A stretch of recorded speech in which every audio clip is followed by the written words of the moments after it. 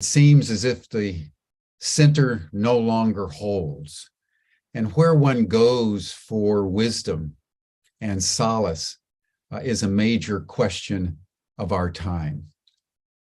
I made a few comments yesterday about the origin of wisdom in the Judeo-Christian tradition back 2,500 years ago, between the 3rd and century BC and the 1st century AD, where the Jewish people went through a similar crisis where everything was topsy-turvy and upside down.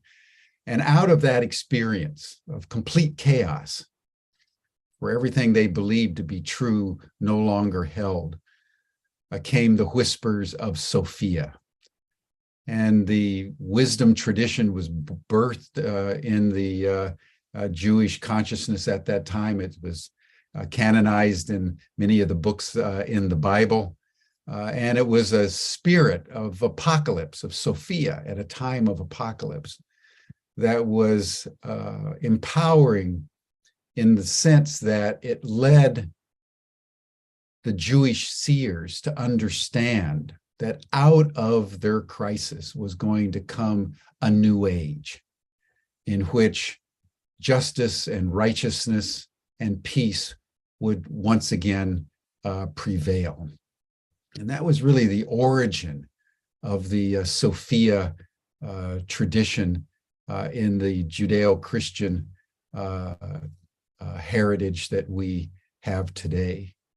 The Greeks had another notion of wisdom. For Aristotle, for example, the notion of wisdom was divided into two levels. One was what he called phronesis, and that was practical wisdom. People who know how to do things in a particularly efficient and elegant way. There was also the notion of Sophia that he understood as following Plato, as the enlargement of the soul,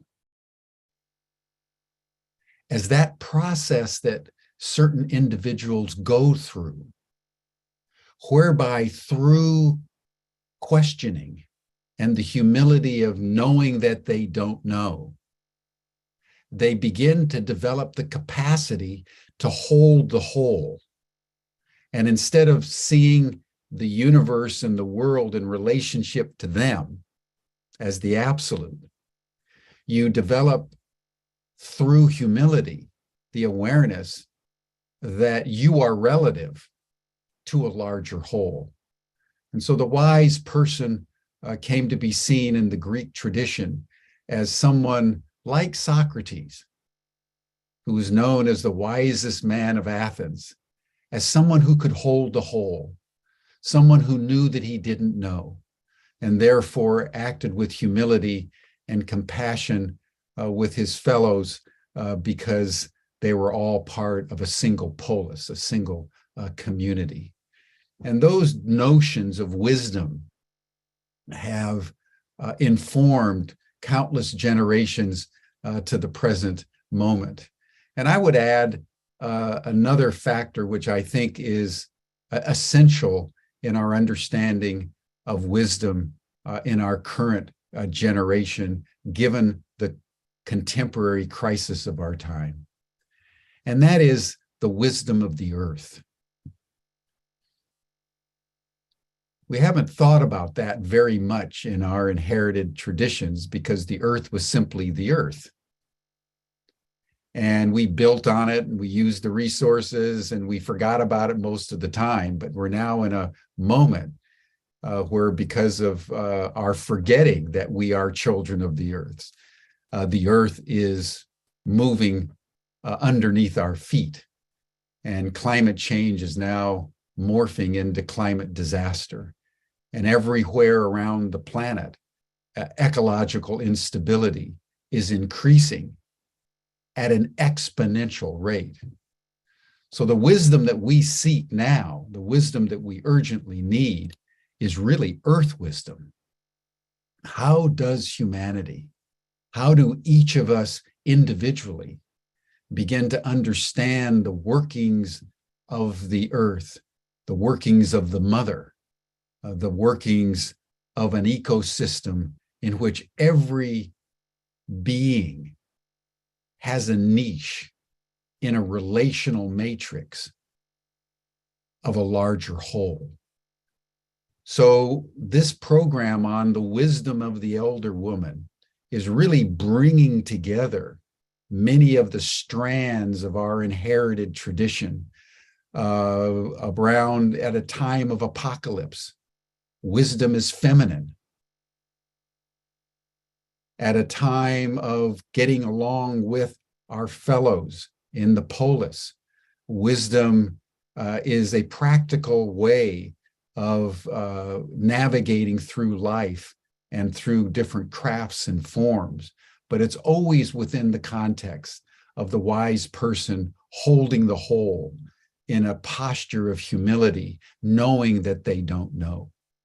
And as we confront the world around us and confront the reality that the human race now, along with 1 million other species, is teetering on the precipice of extinction, the wisdom of Mother Earth, the wisdom of the deeper ecology, the wisdom of the feminine are beginning to come together in a way that is powerful and has the effect of generating a clarion call for us to return to who we most essentially are, and that is children of the mother.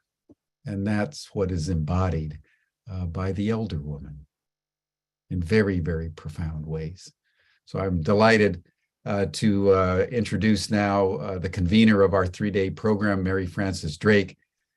I've indicated before, she comes from a very distinguished background in academia as a professor at the University of Massachusetts in psychology. She's had a specialty in the psychology of women. She's also a priest and a bishop in the Christian mystical tradition, and has developed a whole body of work, including many books on the spirituality that we need in our time, with a particular focus on the spirituality of mature women. So Mary Frances, I want to thank you so much for convening this program, and I turn the session over to you. Thank you, Jim. Thank you. And thank you for that introduction. I'd like to just bounce off of the things that you're saying, a couple of things. So for today's program, the last of our 3-part series, we are going to be sharing space with a lovely octogenarian woman that I am blessed to be friends with somewhat recently. And also talking about as Jim said, the connection with the Earth Mother. So today I'd like to start our session with a meditation using another beautiful chant video done by Ajit Kar.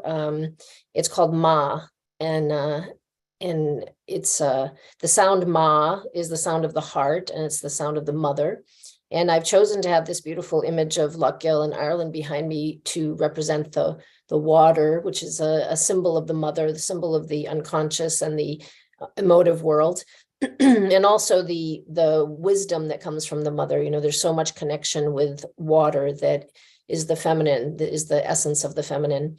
And of course, we've not been kind to the waters on our planet. And so having a relationship with them, and as a Christian mystic, and my friend Carolyn is a Jewish mystic, having the ability, the gnosis, the inner knowledge, the inner connection and experience of the divine feminine, or the feminine of the earth, or the feminine of our own beings, is a way of knowing that's different from intellectual knowing.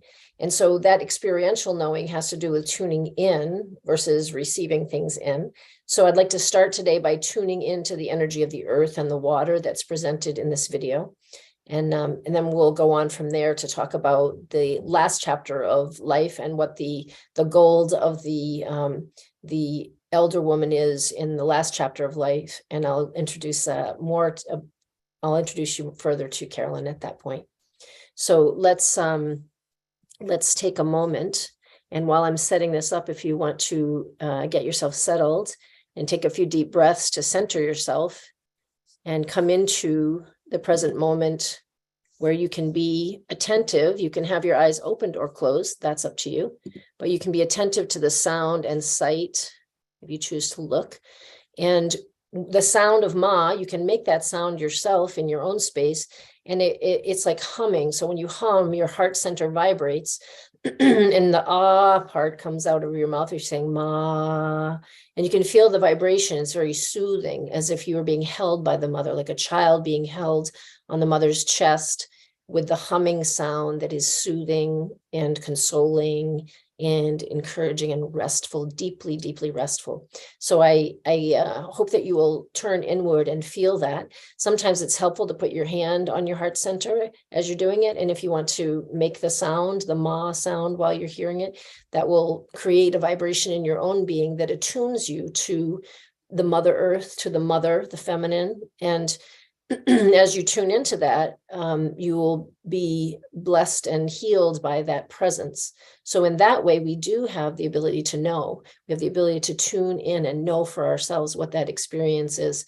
So I encourage you to do that now as we receive this beautiful chant from Ajit Kar.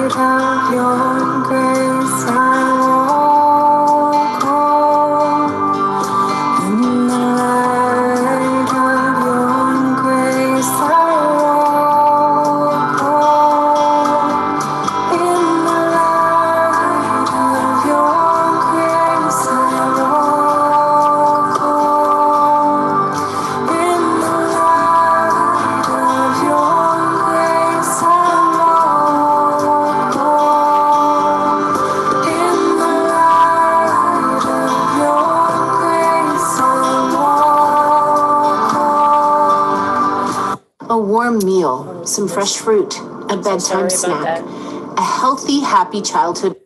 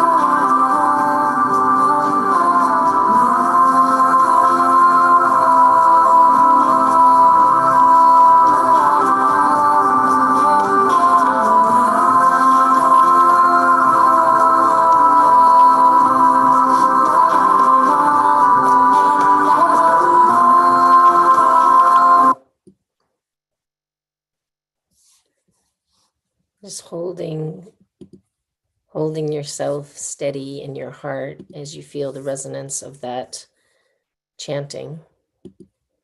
Keeping your hand on your heart and holding yourself in the vibration of Ma, vibration of the Mother Earth, of the Divine Feminine, of the Goddess, however you experience that.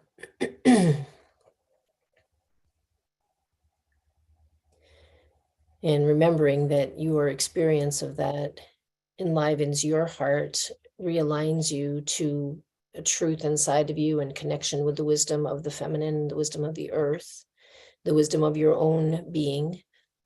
And then as you tap into that wisdom, into that deep rest, into that place of harmony and peace inside of you, we can do what we've been doing the past few days, which is to pour that out into the resonant field. If you can feel around you, the resonant field, the web of the mother that surrounds the earth, and sending our intention for that wisdom to penetrate the earth, to bring harmony and balance to all beings, to bring reconnection and remembrance to all beings, remembering ourselves as children of the mother, children of the earth, children of the spirit. And as we remember and tune into that knowing in ourselves, we create a vibration that can go out and lift others as the rising tide lifts all boats across the resonant field. Therefore, giving a hand up to those who are not remembering or not resonating at that level. And the more we give of ourselves in this way, remembering and sharing, the more that other people will have an ease at finding their way back to the deeper wisdom that we know is available to us. And then we can go forward in creating that more beautiful world that our hearts know is possible. And of course, blessing the earth with our consciousness, our gratitude, our love, and our remembrance. What mother doesn't want to be remembered and loved? and thanked. So this relationship that we can reestablish with the Earth Mother, with the energy of the feminine mother,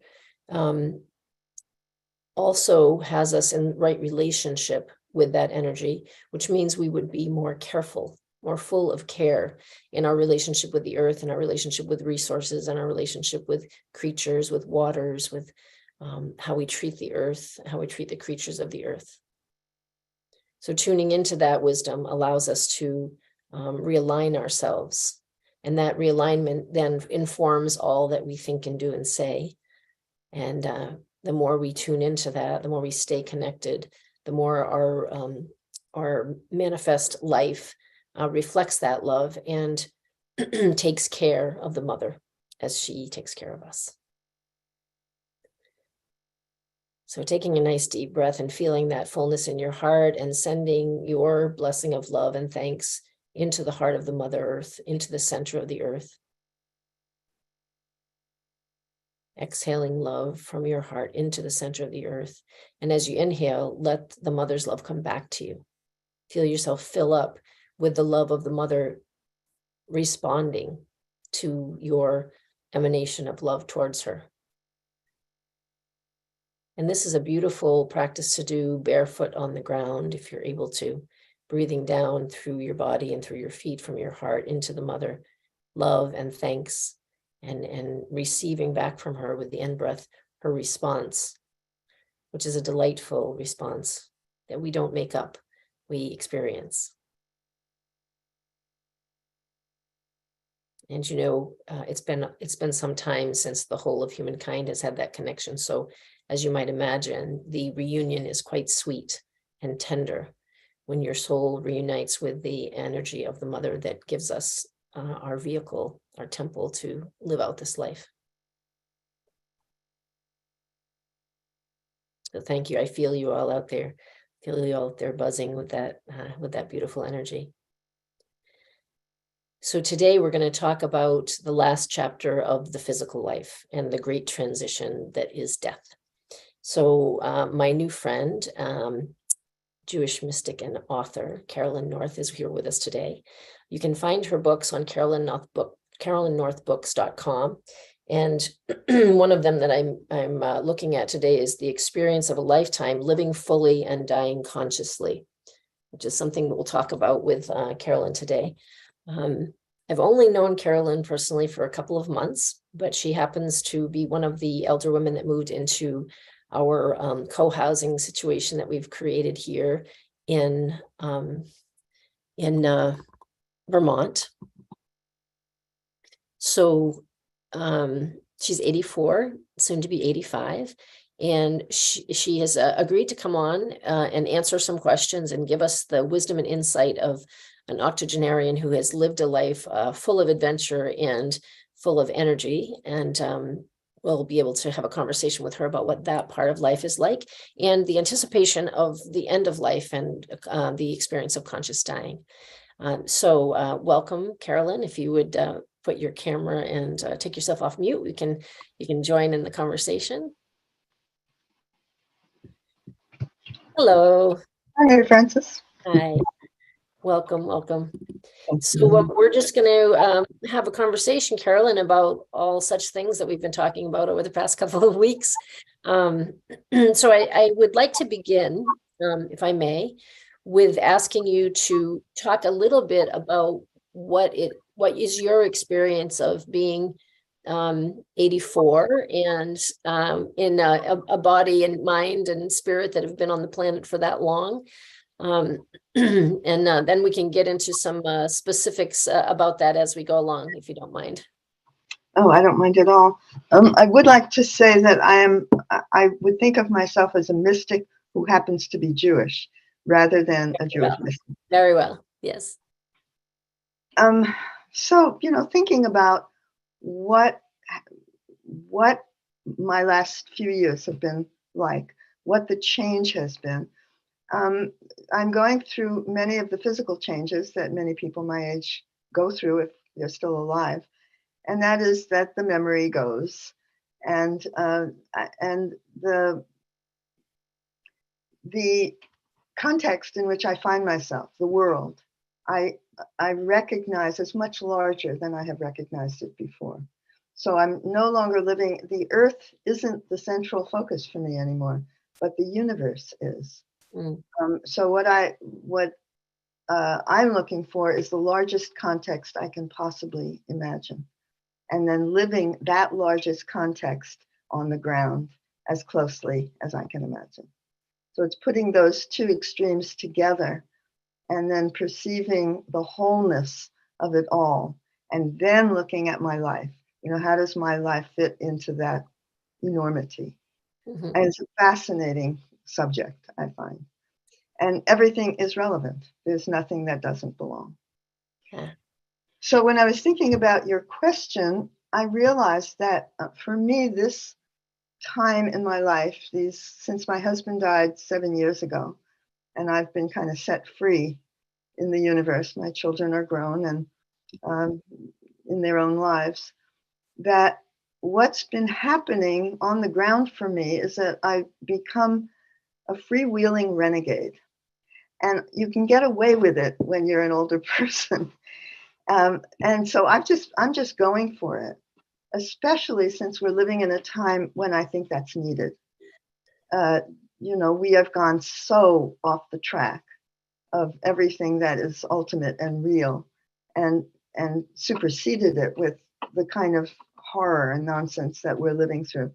So I figure that my job, and probably the job of people who have lived longer, is to stamp our feet and whip our handbags around and say, no, I'm not doing it that way, and then going for it. So one of the ways that I've gone for it is I've moved from California to Vermont, crazily, sort of wildly, and landed with you.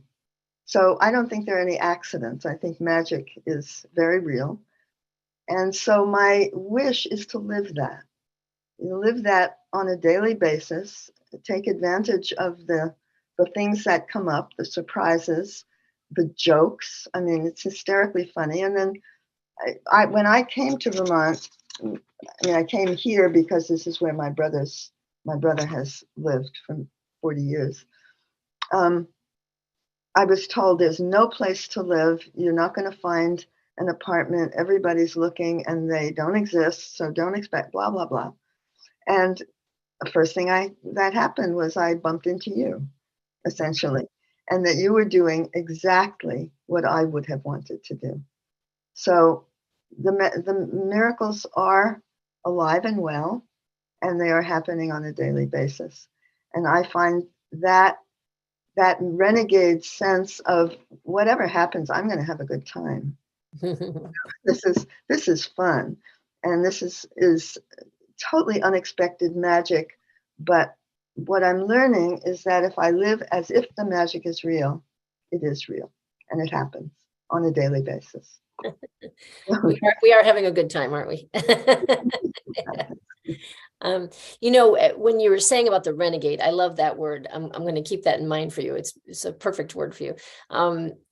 When we were talking earlier about truth talking, so when you're talking about stamping your feet and swinging your handbag, I think about the truths that are time tested for you as an individual, and also the more kind of mystical, universal, timeless truths that you're embodying at this point in your life in that fantastic renegade, spontaneous way. So I was thinking about the conversation we had. You and I have some similar history with having had male spiritual teachers who went off the rails, and we had to speak truth to that. So I wonder if you would share about your experience of that, and it particularly because it just came up this week, and that story about how that worked for you and what you learned from it, or are learning from it, I guess. Ongoing. Well, the longer story of the shorter story is that I received a package in the mail less than a week ago. It's really just a couple of days old. That somebody from my old neighborhood sent me because she picked it up on the sidewalk where I had left it for the garbage men after having cleaned a lot of the papers and stuff out of my house. She picked it up and found out where I had moved to and mailed it back to me. saying saying that I wanted it. Well, it was really a pile of trash, except for a couple of notebooks that was in the box. And I spent most of the day just going through that box, figuring there's a reason this has come back to me. And I will find out what it is, and read through all of those notebooks. And there was the story of my encounter with a male teacher that I had in the Zen tradition in the late 1970s. So this goes back a long time. And that was the era when the Eastern religions were beginning to come to America, and the meditation centers were opening, and teachers were coming from Tibet and India and Japan. And this was one of them. And I was hungry for it, and met this guy at a party, a dinner party one night, and then went and became a student there. So it was my experience with him, one of these brilliant, brilliant men who could say it all, but didn't live according to what he could say. And that was obvious, I think, to all of us from the very beginning. But I was older than most of the students. I was already in my 30s, and most of the students were, out of college. It was hippie time, so they were lost young people for the most part. And I could speak, I could match him. I didn't use the same language he used, but I understood what he was talking about. But I always had the sense that he could say it but not do it. And he kept proving to me that he really, in a way, didn't know what he was talking about, even though he was, he was a beautiful speaker and could say it all. So there I was with my heart in my mouth challenging him, and got into real trouble. And then he and I got into real trouble because we had a public fight one day. And that's a long story I won't go into. But the effect of it, I believe, was that we generated so much energy between us, just sparked, that we had the effect of burning down the Zendo. It burned down that night, and nobody could ever find a cause for it. And I didn't really learn that this was a possibility until afterwards, and I did a lot of reading. And yeah, this was a poltergeist experience, because they never found a cause for the fire. And the fire blazed immediately. It wasn't a small fire that grew. It was a huge fire that started and completely burned the place down. I was gone by that time, but I realized there was something more happening here than just, an electrical spark. This was something that he and I had generated without knowing what the hell we were doing, quite frankly. And then, after that, the story went on and on and on, got more and more dramatic. I left, and then figured I had to go back, that he and I had some real work to do together. Went back, scared the hell out of him. Then he fell in love with me. Then I, had to deal with this, and my husband was going, what the hell is going on there? But finally, I just said, I'm leaving, good luck. And then what is this? I don't know how many years later, almost 50 years later, this comes back to me. So dealing with it now, which I do as a writer, I write about it. I wrote a piece in which I realized that he and I were connected for all time, and that I loved him, and that I was him, and he was me, and we were in this together. So it's that interests me, that the female power it has been ignored for a long time, but ultimately, I think what we want is all of us together. It's got to be all of us. So how do we as women, this is my personal question, how do we help the men and the male principle evolve itself as we evolve ourselves? Thank you. That's beautiful, Carolyn. I appreciate the the history, because I think many of us have had times in our lives where we've pushed back against that power and had negative responses or diminishing responses. And, I feel your renegade spirit. And, as we talked about it and you wrote that piece and you're like, well, we'll see what happens now. Like there's an opportunity for more growth and there's an opportunity for more wisdom and for healing if it's received.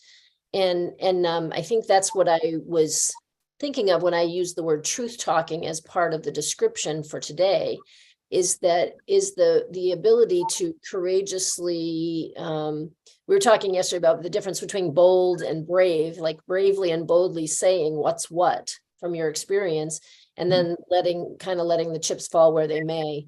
With the benefit that you have of being older and not necessarily at the mercy of male structures anymore, gives you a little bit more, I think, a little bit of freedom to be able to do that, but also a fantastic example of just saying what you know to be true from your own experience and your own lived wisdom. So that is part of my hope in having you in particular be with us today, is to talk about that experience of how you go through your days staying so tuned in that you recognize that universal necessity to have the dance, the masculine feminine dance on the planet, but also the personal universal dance, at the same time, and what that looks like in your life. I've been watching you and how you live your days, and it's quite fascinating to me, but I'd love to hear you describe that to the folks listening here, to see what it actually looks like to be in your experience, your daily experience of living that. I wonder if you're able to put that into words. I'm not sure. But one thing does occur to me, and that is about the nature of consciousness, or the nature of my consciousness. Especially because I'm older and don't have the kind of work that I had to do raising children and being a wife and being an artist in the world and all. I have time and I have space, and I'm in a new place, so I don't have a whole community of people wanting things from me. And what I find is happening that makes me very happy is that my consciousness is softening or expanding. I don't know what word to use, but I'm able to get into the interstices of my mind and my body and my heart. And what I experience it as is a broadening awareness, so that I no longer I don't know that I ever just thought with my head, but I feel my way to knowing. And in a way, I'm built that way. I've always done some variation of that, but it's getting bigger and bigger. And I'm doing a lot of reading these days. And so when I read and think about dimensionality, for example, and the fact that we live in this scientifically three-dimensional universe, which is just really such a tiny piece of the reality, I can feel myself actually moving into not only larger, but finer, more variegated, more multiplicitied, more sensitive, more awarenesses that become less and less solid. And at the same time, deeper and deeper. So that I'm growing inside. And what's happening, which is very interesting to me, is I'm losing weight. And I think that those two things are actually connected. That it's like my perception is getting smokier, getting more like smell, more like intuition, more like sensory sensitivity. I don't really have words for it, but I'm getting bigger even as I'm getting smaller, and beginning to actually, I think, small down for the end. I think that's partly what's happening on the body level. So the reality of the end of a life is becoming more more tangible to me. I'm feeling it. It's like I'm feeling it happen. And I'm thinking on my feet right here. As I feel it happen, I realize I'm morphing. I'm morphing not into somebody else, but into a larger version of myself. If any of that makes any sense. It does. It does. If I might respond from having been observing you, when you talk about you're losing memory, or you're not holding on to the thread of a conversation that might be kind of a superficial-ish conversation that's not engaging you fully. And I watch you, I have the sensation of watching a vibrational vapor of you moving in and out, like moving in and out of the dimension, the solidity of the dimension of time, the idea of time and memory. And I watch you do what you do each day, your authentic dancing that you do, and you're walking outside and brushing your hair in the wind, and like the things I see you do each day, and I feel that like it's a wave of it feels less solid to me in a very interesting way as I observe it and as I experience it. And so I want to like segue into that conscious ending, the conscious death and dying process that we've had a little bit of conversation about, and anticipating, what the dissolution of your being on this side of life in this dimension, what you anticipate or desire for that, and what kind of wisdom might come out of that process. And I know we've had a little bit of conversation about that, but I think the people here might be really interested to hear your thoughts about that a little bit, if you wouldn't mind. Sure, if I've got them. For you, I would say read the book. Yes. Yes.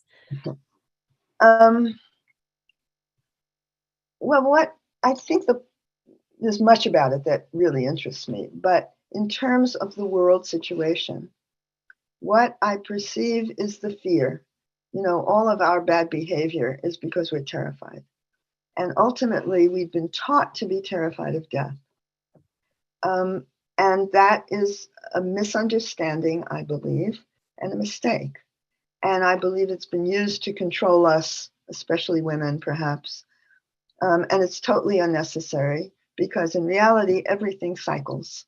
And so, of course, we're going to cycle. And if we didn't, the place would be overrun in about 30 years and nobody could breathe. So, this has to happen, and it happens on every level of the natural world. So what's the huge big deal?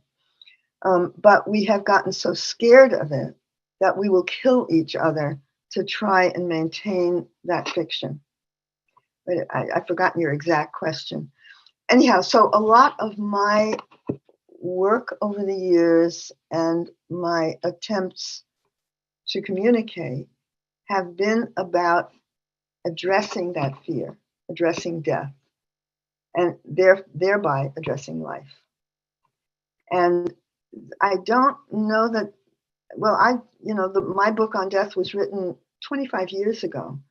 And for goodness sakes, nobody was talking about it then.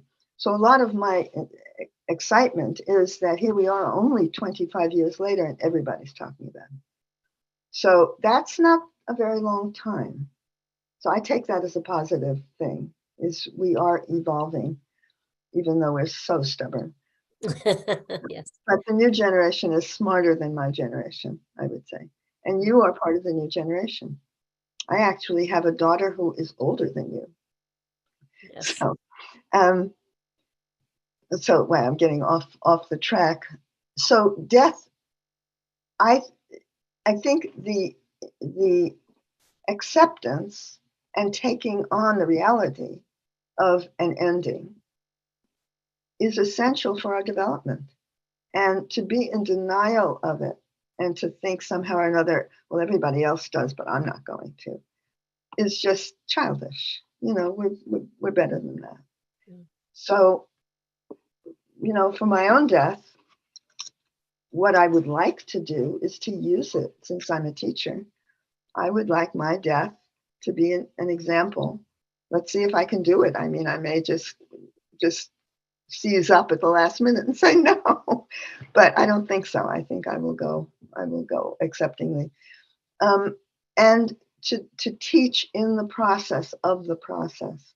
So I'm grateful for this opportunity to describe where I am right now, in terms of where my, how my consciousness is both deepening and expanding. And, I can't remember anybody's name anymore. So those two things happen simultaneously. Or where I put my toothbrush. I could not find my toothbrush this morning. So it's funny, and it's good to have others to laugh with about it, as opposed to hiding it with shame. Yeah. So, in the developmental models of the psyche, the age of 65 and after, Erickson says, is ego integrity versus despair. And this is, an old theory and outdated, but I thought, what you're talking about, the fear of death and the fear of growth, creates desperation in people. And so they are acting out, and they are, flailing, I call it flailing, trying to figure out what to do with themselves and how to adjust to the fact that they're going to die, and trying to stave it off with medicine or whatever other activities, excessive exercise, or whatever people do that is out of balance.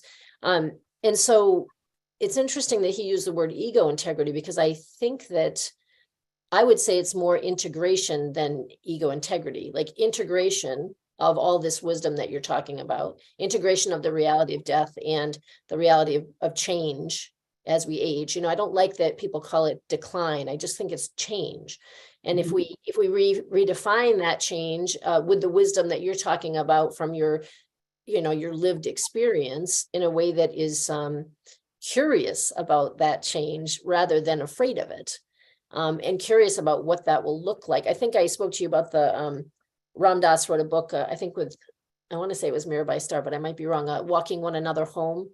Quite a lovely book about his end of life and all the processes he was going through. So I'm really looking forward to walking along with you in that process and seeing what that looks like from your perspective and from a woman's perspective. Although I also feel that expansion probably is going beyond the concepts of gender. The experience that you're having is probably going far beyond the concepts of gender. Oh, I hope so. I hope so. Yes, I hope so too.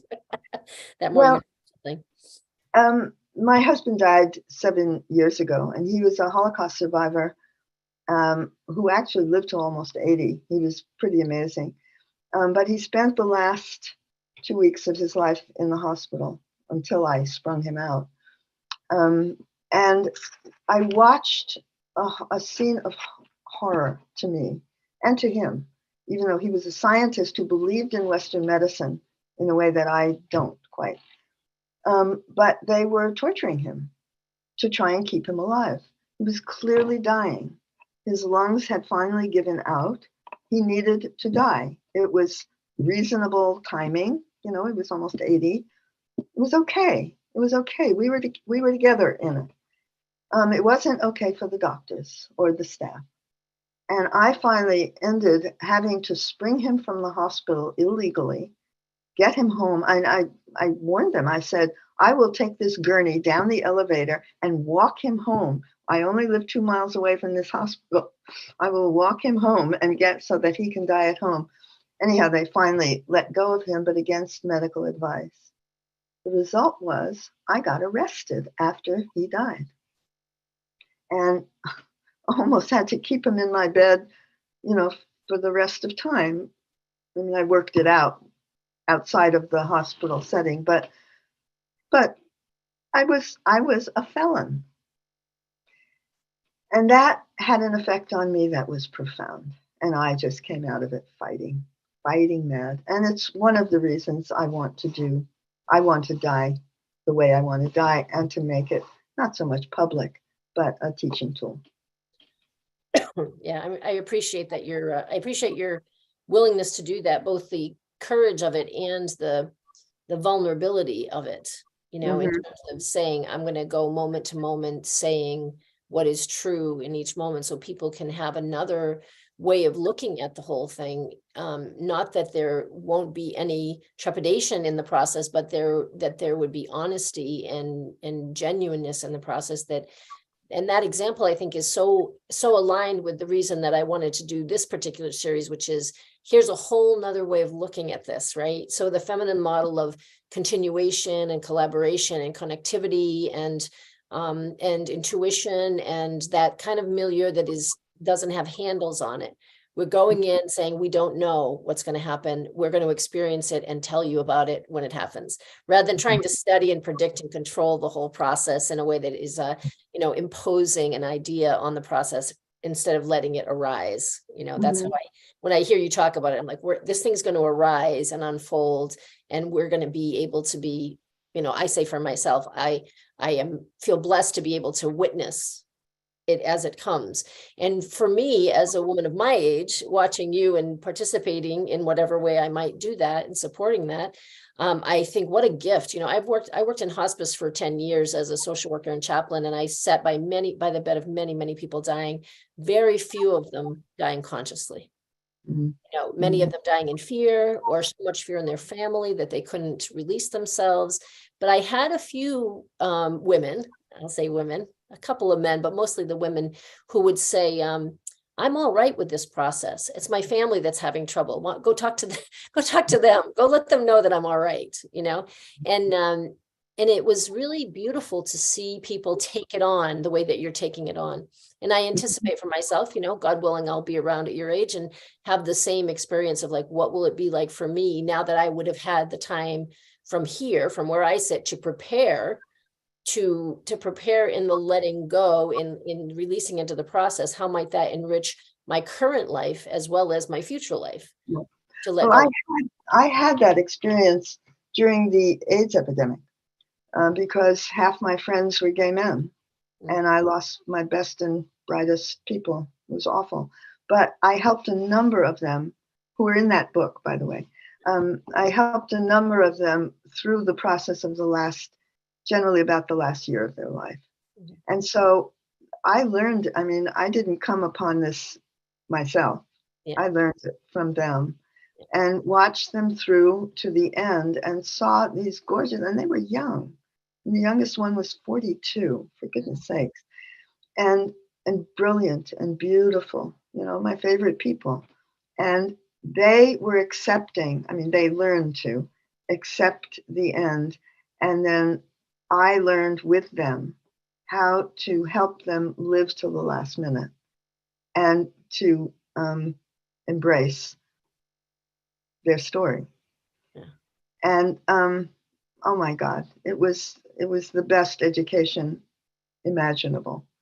So I didn't, I'm not born with this ability. I really had the experience. Yes. Yeah. I similarly, having worked in hospice, I feel the same thing. I feel like I've had the ability to live many lifetimes already just by walking along with people in those experiences. Not that I know the whole of it, but the experience of it has expanded the possibilities for my own experience as well. Yeah. It's and we hide death the way we hide birth. It's sort of behind closed doors that it happens. Just ridiculous. And that's not the way it used to be, or the way it's done in the village. People experience this. In the Buddhist tradition, they recommend practicing death, practicing so that you're ready for that big transition when it comes. When I teach at the university, when I teach psychology in women, I have students write about their life, their former life, their current life, how they want their future to be. And then I have them write about their own death, and they write a eulogy for themselves. And it's very interesting to watch these young people. Most of them, they're in their 20s and 30s. How many of them say they're terrified to even think of it. And I think that lack of exposure, I had some exposure to death as a child, but I also grew up on a farm. So I had other kinds of death around me quite regularly. But the level of fear in these young people around even thinking about it, even talking about it, even imagining. And when I tell them, like, I want you to think about how you want people to remember you, what's the legacy you'll leave, so that then you can reflect on that as you live your life and make your choices in your life, how, what you want to leave in the end, looking at the big picture. And some of them have so much anxiety over it. I have to give them an alternative assignment. Like I have to say, well, why don't you write about what you would say at your mother's funeral then, and then sometimes that's too close. Yeah. Your grandmother, or, you know, someone you know who's died in the public worlds that's not close, you know, and the distance of death from their own experience, and the lack of explanation of, you know, I think this whole series that we've been talking about is people don't know what they don't know, and so then that ignorance is scary. It's darkness that they don't want to walk into, and when we shine a light on it, it's not so scary. So Right. when my students go through that process and they get to the other side, they say, I never thought I could do that. Like, that's the most, I mean, literally they're saying the most impactful thing was to write that story of my life, past, present, future, and death. And Mhm. like, they've never had an experience where education has done that, you know, Mhm. that the institution of education anyway. And I'm not quite sure by some grace I get away with it in Well, academia. it's, it's more than time. It was true of birth. When I was having my babies, I had to fight to not be put under. Mhm. And that was true for my generation. Got smarter, but my mother's generation, you did not experience your own child's birth. Yeah. And it was medicalized, and you were put under, and it made it much easier for the doctors, presumably. I don't know how it could, because then, the work wasn't done for them by a pushing mama. And it was its own craziness. But those basic things, birth and death, were kept from our awareness to protect us. Like, who was protecting who, and what what insanity? Who was scared? Who was scared? Yeah. I don't think it's women Yeah. initially. Yeah. I think it was the doctors who were scared, and they were at the time all men. Mhm. You know, as you're saying that, I'm thinking about when I had home birth midwives for my children, and Mhm. when I was talking to people about that, and they were like, no anesthesia. I'm like, well, no, you know, women's bodies have been doing this for a long time. You know, like, I think my body will know what to do. That's what my midwives tell me, you know. And then they would go on to tell me horror stories about birth. And I thought, first of all, why would someone do that at all to a pregnant woman? And then secondly, I thought, wow, I have a really important choice here, to believe that fear or to trust something I don't quite know yet. And I Mhm. went with the trust. I went with the trust. Like, I don't know, but I just can't believe that could be the way that we're designed, and that's our nature, and that, you know, it's going to be horrific, and we have to turn it over to some authority about that in order for it to go well or be tolerable in some way. And the midwife birthing that I had at my home was just, I mean, some of the most magnificent moments of my life. Of Some of course. some of the hardest, but Mhm. also some of the most magnificent. Um, and It does seem to me that we've indoctrinated people with the idea that there's nothing tough in life that is worth the toughness of it. You know, Mhm. the ease or the pleasure that people want, or the lack of pain or the lack of strain. Mhm. And death is like the ultimate, right? The ultimate Mhm. affront to that. Um, so do you have something else in your mind that you want to share? We have a little bit of time, and I wanted to see if there's anything else coming up for you. I mean, Uh, based on the truth talking, the changes that are happening, the conscious death and dying, and you know what you might say to younger women to help light the way for them. You know, I mean, you've said a lot with all of your books. You have many, many books that have said a lot about that. But for here today, for the folks here and people who might watch this, looking back to younger people and younger women, what you might advise them, if we might pick your brain for those gems. blah, blah, blah. Well, basically, I would say something like, "Go for it, girls." There's, if nothing else, the good time, the fun, the excitement is to really confront the world that you're living in, and the world desperately needs you and us all. And um, having the courage and the chutzpah and the sense of adventure and the creativity, which I believe is what this time in the world is about. I think we're being pushed to get braver and to have more fun. I mean, that's my experience of it. Is I'm just laughing all the time these days and taking on the hard stuff. And And here's what I'm finding is that when I take on the hard stuff, so do the people around me, women and men, that, we get down and we get real in a way that I think, I mean, I know my mother never was. And I know it wasn't acceptable in high school.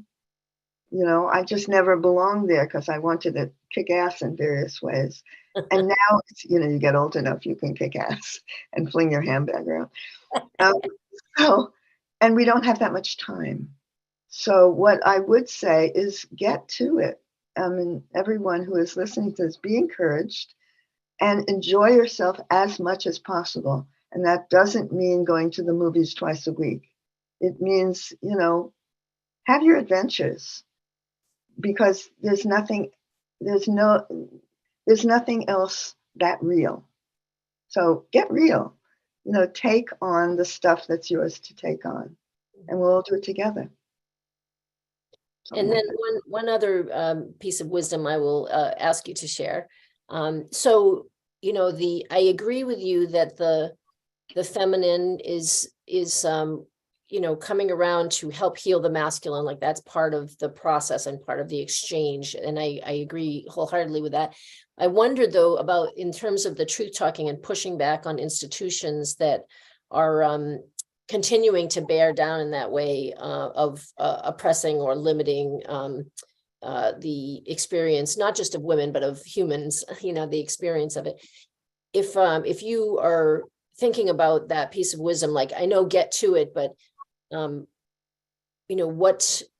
what would you say to younger women about how do you push back against the machine? Let's call it the machine of culture that is limiting. Mm-hmm. Yeah, I actually have an answer for it. I'm glad you asked for it. And that is do what you love and be honest with yourself about what you really love. And even though you've been saying, oh, I'm not good enough, or I don't have the right opportunities, or I have to support my husband, or I have to, whatever it is, ask yourself what you just love to do and find a way to do it. Yeah, beautiful. Well, thank you so much, really, Carolyn. Thank you so much for being with us and for sharing your wisdom. I feel like I'm getting to have another lifetime's experience by living with you and hearing you speak about your experience as it comes up. So thank you for that. I'm just going to round out our conversation here and allow Jim to come back and ask us some questions. If there's anyone from the chat that has questions for Carolyn or myself. And just one moment to interrupt you. Yes.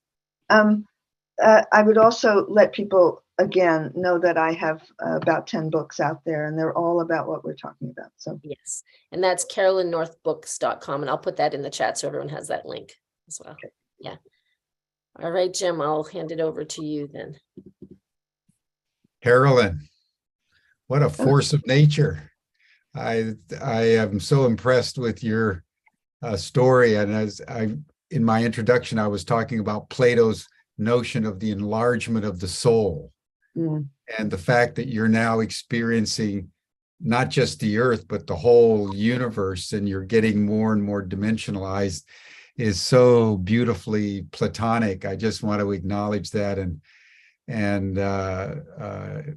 salute you for your boldness as you increasingly mature. And I'd like to kind of circle back. I found that story of what happened with your husband quite kind of unnerving. Could you share a few more details? I mean, here he was dying, right? He was in his last days. And don't you have the right as a citizen to take your own husband out of the hospital? Why were you arrested? Well, it was because he died at home, I don't know, 3 or 4 days later, without a medical person present, which made me suspect for assisted suicide. Oh, I see. If a hospice person had been there, it wouldn't have happened. But he died on a Sunday night, and we hadn't yet gotten hospice.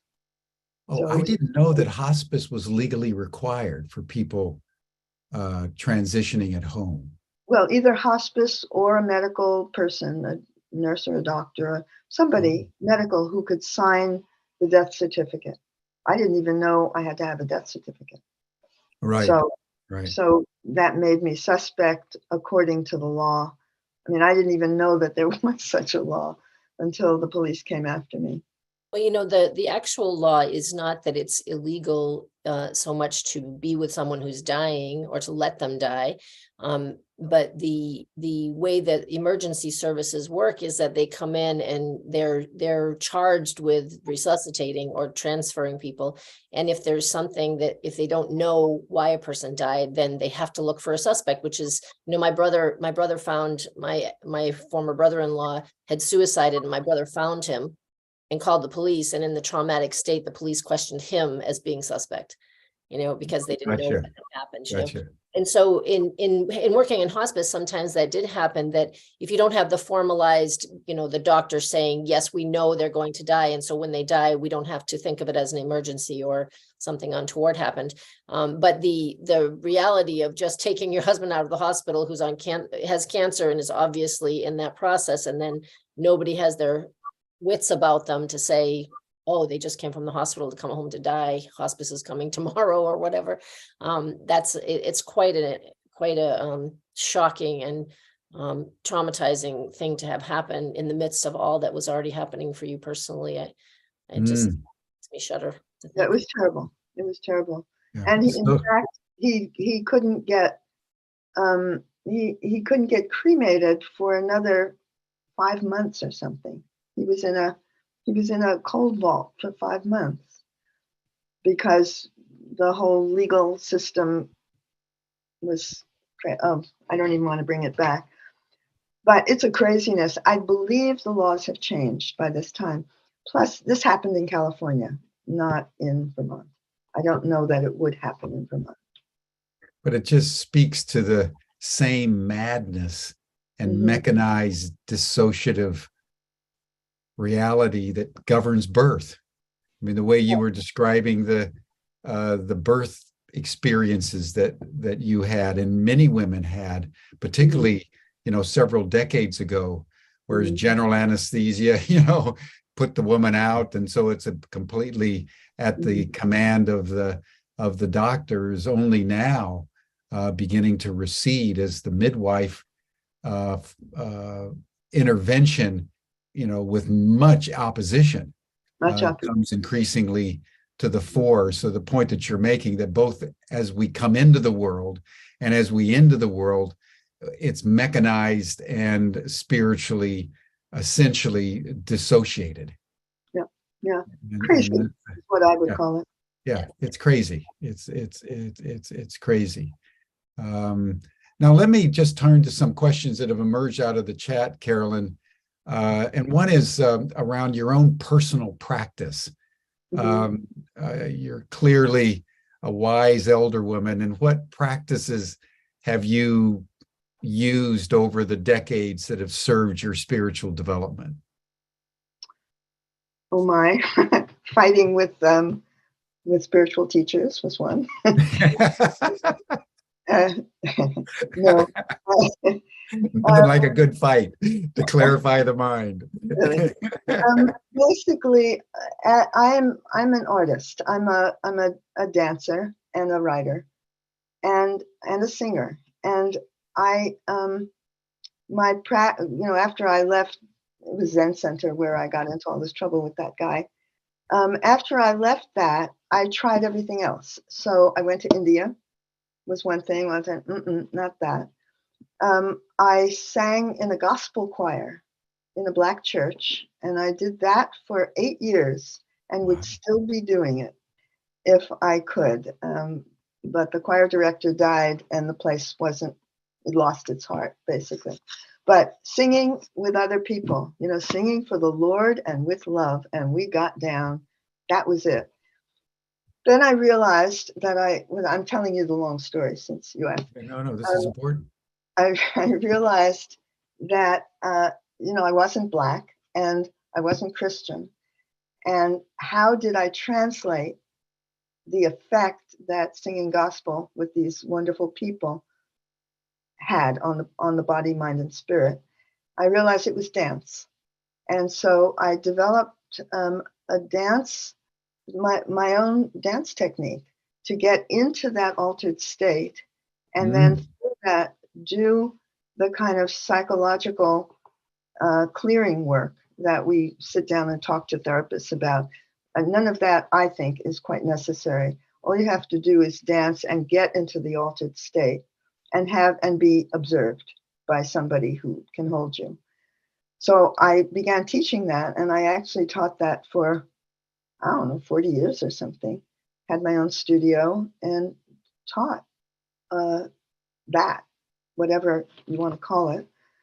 So, but I would recommend dancing to anybody, moving the body, even playing tennis if you don't like to dance, but getting the body in motion, the breath going, and the awareness into the physical so that you feel your reality as well as think your reality. Partly because a lot of our illness is really all in the head, because we're head focused. That's our culture. So basic, and then writing. So those are the ways I've done it. And living life, getting along with the same man for 57 years and raising a bunch of children and going, having the experiences of this human realm. Yeah. Now, in terms of dance, would you comment on, the relationship between dance and, say, Qigong and Tai Chi? In your experience, is it essentially moving the body in whatever form, rhythmically, energetically, in a way that is transformational on your consciousness if you keep going for the necessary length of time? Well, was there I a would particular say, way that you were dancing that was? yes, yeah. And I was studying Tai Chi as well. So Gotcha. essentially what my dance technique is, to sort of say it quickly, is it's improvised Tai Chi. So the improvisational aspect of it is just that you're not doing somebody else's moves, and you're not doing something that you've memorized, so that your whole awareness, your body, mind, spirit is there in the moment, in motion. And you're following rather than leading, rather than going from, now I put my left foot on the side and then I do this with my right foot. You're trying to get away from that mental leadership and go into the body and let the body be intuitively led, and it happens. You don't have to make it happen. It happens. Does that, Right. Yeah. No, that's good. That's good. Because, there's a lot of dance techniques that are out there. And I just wondered sort of where yours fit into the overall dance spectrum. Right. Well, somebody just sent a note saying, what about ecstatic dance? That is what it is. Ecstatic dance tends to all be very strong stuff. And what I am interested in is the whole spectrum. So from very quiet and minimal to wild, but everything in between. And that's what I encouraged as a teacher. Yeah. And presumably music always accompanied the dance. Music accompanied the dance, and music is another way to get into that state. Yeah. So, but in a way, you have to learn how to listen in a different way. So you don't listen with your ears, you listen with your whole body.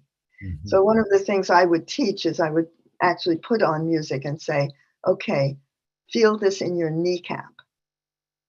Hear the music with your knee. And it's another, it kind of enlarges the realm of awareness. And we are so focused as a culture in just this. It's Totally. such a mistake. Totally. And a question comes up that I'd love you to have both of you answer this, that's emerging in my mind after 3 days, Mary Frances. And that is how each of you would understand the distinction between a wise elder woman and a wise elder man. Carolyn, you were married to the same guy for 57 years. And this is a debate, are men and women basically the same and shaped differently through culture? Are there basic kind of ontological distinctions between male and female, so that the wisdom of a female is different than the wisdom of a male? How would you understand the question of the development of wisdom from the vantage point of gender? Mary Frances, you go first. Thanks, Kyle. Well, it's a very big question, and I want to preface by saying it's a very sensitive question because there's been a lot of backlash on men. The kind of the colonializing white male medium that we find ourselves in. It's hard for that that power group to look in the mirror closely and say, oh, geez, I should take a step back. I should take a step back and make some space for some other wisdom to arise because I've outworn my welcome. I've outstepped my wisdom by going to these excesses that we've been talking about. So that dance is part of the truth telling of the feminine as the feminine rises to say, no, you really should sit down. You really should sit down. Like, let us fill in the gap for you. So when I have had the experience of meeting some wise men, wise elder men, and some of that in my work in hospice, because I got to see people at the end of their life, and many of them when they were quite elderly. And the wisdom that I experienced, I've had this experience of how women come from the inside out across time, and men seem to come from the outside back in. That's the alternating current. And so the wise masculine that I have encountered has been much more inward and still. And then in the stillness, making a container for the wise feminine to do that dance that Carolyn was just talking about, to dance in there. And the container is in my experience, the container is the respect and reverence of the feminine. And then the space made, that's not a closed space, but an open space made for that to express itself in the beauty that it is. And so that can be a man and a woman, or the two sides of ourselves, the thinking mind and the heart. Like the mind is a beautiful thing, but if it's overrunning you, then you lose everything from the neck down, right? All sensation, all wisdom from the neck down. So when I think about it individually, and when I work with people on that, how do we have a balance? The mind may be the king, but the king bows and makes space for the queen, and the queen arises, So that energetically, I'm describing that experience. But I have found that men who are able to do that, who are able to bow to the feminine and make space for it to arise, that seems to be the dance that I have experienced as the most genuinely natural expression. I guess I would say natural expression of that in the sense of wisdom. That's my experience of it. So there you go, Carolyn. Have at it.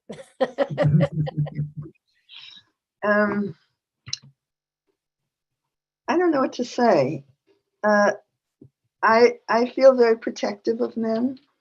I feel, I love them. I don't want to live without you guys, but I really do want you to grow up as a gender. And my experience with Herb when my husband was dying was quite extraordinary. It was just a few days before he died. He began to pass through the veils.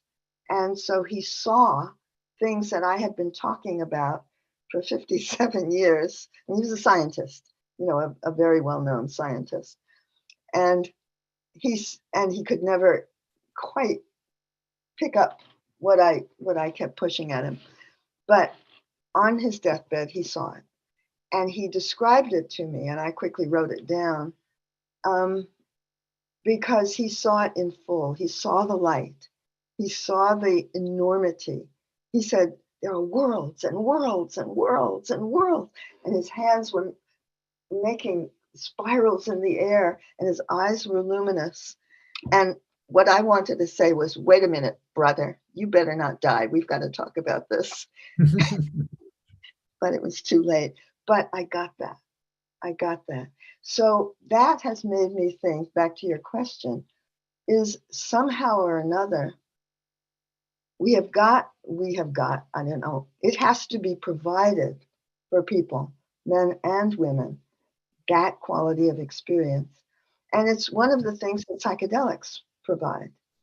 But psychedelics, they have their problems and they are not acceptable in many ways. But to have that experience of wonder, that recognition of being part of something, part and parcel of something much larger than ourselves, or our little world, or the Republican Party and the Democratic Party, or men and women, all of those, we have to exist in all of it, and exist in all of it like grown-ups.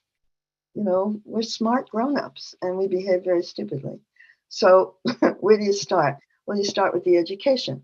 Okay, but then you've got to teach the teachers.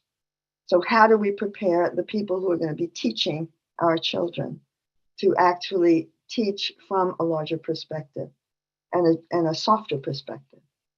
I don't have any answers, but it makes me pretty head up. Yeah,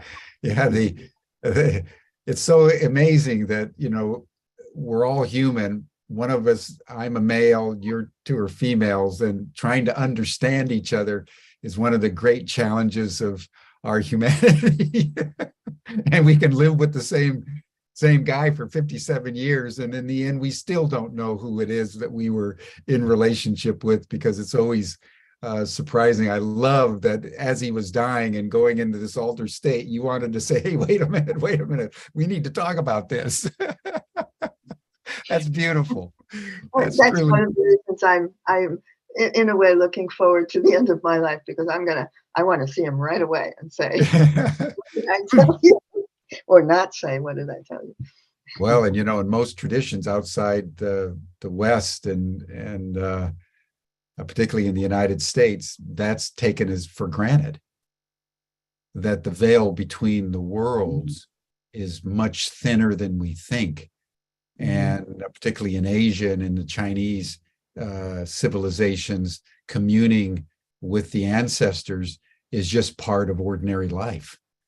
And so this mechanistic view of the world, as you were saying earlier, cuts us off from so much of who we most essentially are, not only as humans, but within the larger ecosystem of living and dying and transmigration of souls and the reincarnation of the life forms, which was it was a consensus in the ancient world before the rise of Christianity and so forth. So I think that's a really important. People that they pay attention to their dreams, because that is our connection with a multi-dimensional world, and we all dream, and we're told that they're nothing, but they're not nothing. They are that extended conscious awareness, and so we have that ability to train that, I think. Yeah, and boy, I'd love to have I'm sorry, go ahead, Mary Frances. No, I was going to say in response to the dreaming thing, that just as we've been talking about, we have so many ways of tuning in, the dance and the, tuning into that realm, even the psychedelics, that if used well, we have access to those other worlds, and we can incorporate that wisdom into our living here in juxtaposition to being a universal being. Now we're here in the flesh, and how do we do that dance between spirit and matter? And then how do we restructure the world so that people expect that they would have that, not pathologize it or exactly dismiss it. Or, exactly. In psychology, many of those things get pathologized, and many psychic experiences get pathologized and medicated out of existence, unfortunately. So those are all the things that in my experience, this time around being in a female body, in my experience, there's so many of those ways that intuition and interdimensional experience has influenced my life, but I've not always been free to speak it. I've not always been free to share it, because people are afraid, or they're going to pathologize it, or they're going to say, you're crazy or whatever. And I've come to be a truth trucker myself, so I don't really care about that anymore, but it was a deterrent to expressing the reality of my experience for a long time. And I know other people the same way. It's a deterrent to saying this experience is real. My dream did tell me what's coming, or my dream did reveal something to me that is profound in my experience. It wasn't just wasn't that an interesting dream, and go on with my day. So living in that in-between place of letting all of those informants land in our life in ways that we can use. And I think that that's the wisdom of the elder woman, is saying these things are real, and they are useful, and they are transformative. And if we tune into them a little, maybe before we turn 80, maybe we would have a different experience of the whole journey. Final question, Carolyn, and in a spirit of deep awe and gratitude for who you are.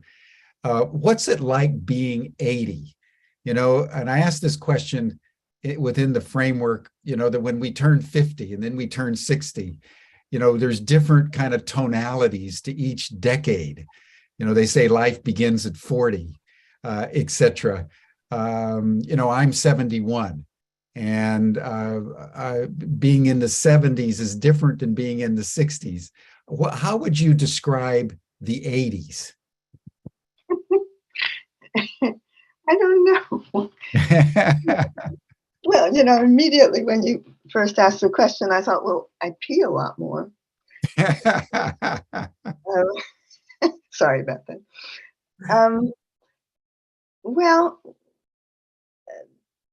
I'm having, for me, I no longer have the kind of responsibilities that I had when I was younger. So I feel very free.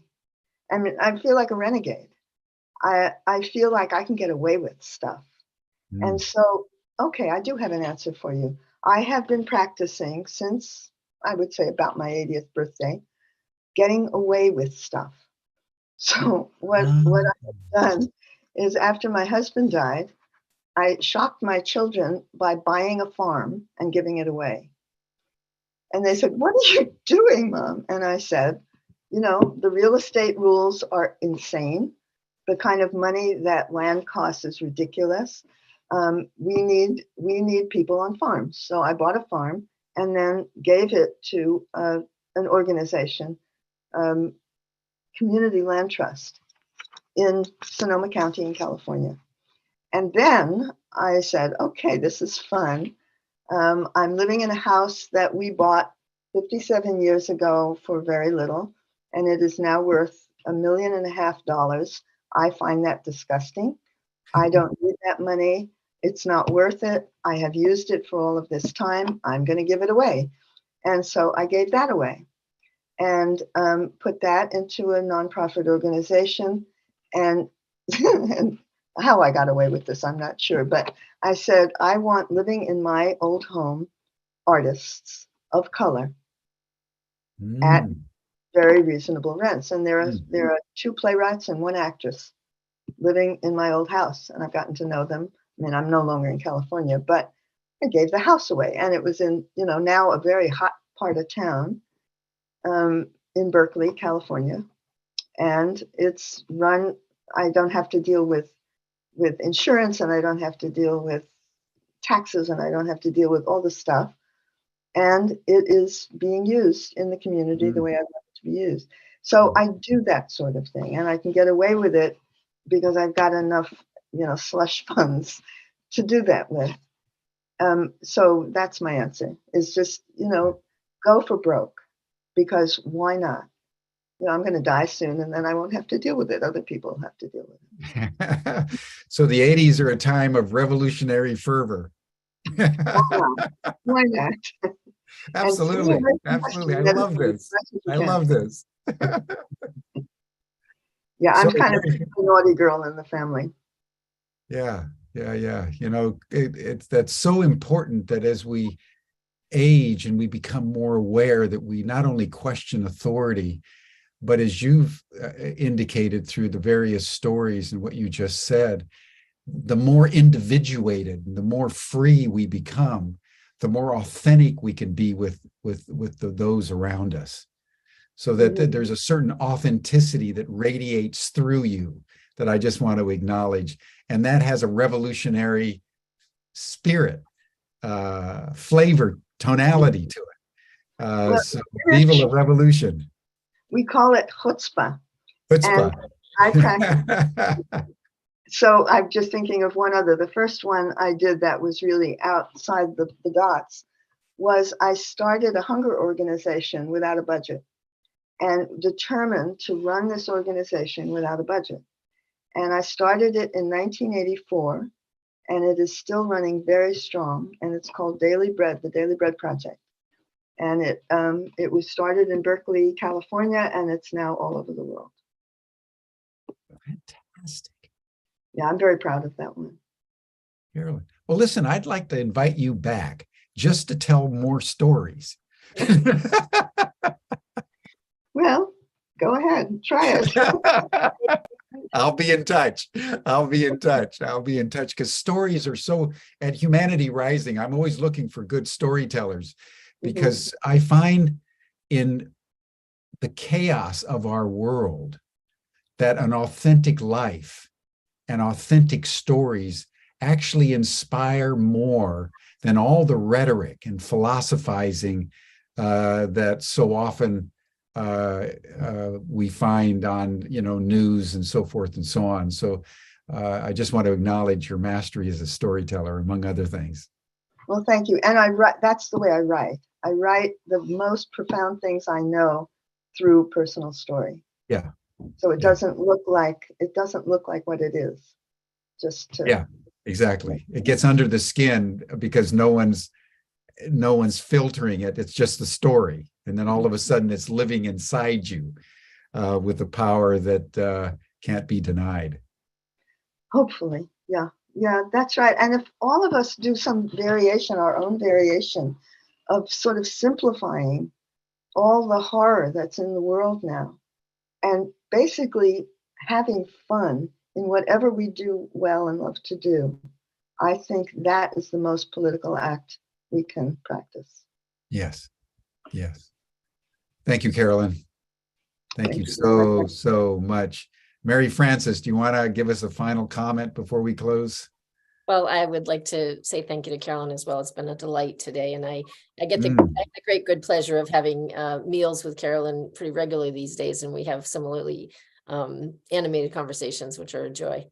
I wanted to circle back around to that, we've finished this series, Crossing the Lifespan of the Elder Woman, 50s, 60s, 70s, 80s, so many different approaches to how we could take on the wisdom that we've been talking about, the wisdom of the feminine and the wisdom of the elder woman. And then when those of us who will convene in January for the class about transforming from a midlife woman, which means a woman who's aging, to an elder woman or a wise woman, then we'll be doing some practices that are very concrete and pragmatic and saying, let's do these things to move you in the direction of finding that love inside of you that Carolyn was talking about, finding what happened to you, what did you do with it, what do you want to do now, and how do you tune into the thing that you love and manifest it so that that the wisdom arises in you by your own conscious attention to it.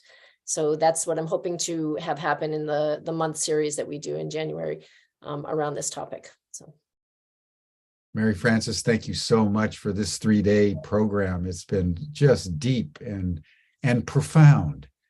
And I just want to acknowledge your mastery. And Carolyn, you've been an unbelievable grand finale. It's been fun. Yeah, thank you, Mary Frances. Mary Frances is one of the great ones, by the way. Yeah. We're so honored that she's going to be teaching a whole course in January, and we'll be promoting it through social media. But if you go onto the Ubiquity University website, everyone, you'll see her course in our course section. And I want to close with a little revolutionary fervor inspired by Carolyn about something that we're doing for Thanksgiving Everyone will pause for a moment on Thanksgiving tomorrow. And then on Friday, there's this notorious Black Friday where we're herded into malls and all kinds of consumerism. And we've launched a campaign, Reject the God of Consumerism, Return to the Goddess of Love. So we're having a Back to Freya Day, Freya, the goddess of love in the Scandinavian tradition. So you can just go to backtofreyaday.com. And what we're offering is about a dozen courses about love, about compassion, about the feminine, so that we don't have to just engage in mindless consumerism in this time of Thanksgiving, but we can engage in some more thoughtful and dimensionalized learning and ways of being in the world. So that's how Ubiquity University and Humanity Rising and a number of our partners are celebrating this current week in revolutionary fervor, but inspired by Carolyn. I'm telling you, we have a true revolutionary on our hands, everyone. It's been marvelous. Yeah, thank you. Thank you for inviting me. Okay, everyone, that brings us to a close for today. Tomorrow on Thanksgiving, we're going to have something from India, an extraordinary artist. Neha Misri will be doing some Eastern poetry of gratitude. And then we're going to meet again on Friday to have some Earth defenders, young climate activists from different parts of the world that are giving their lives defending the Earth. That's all for now.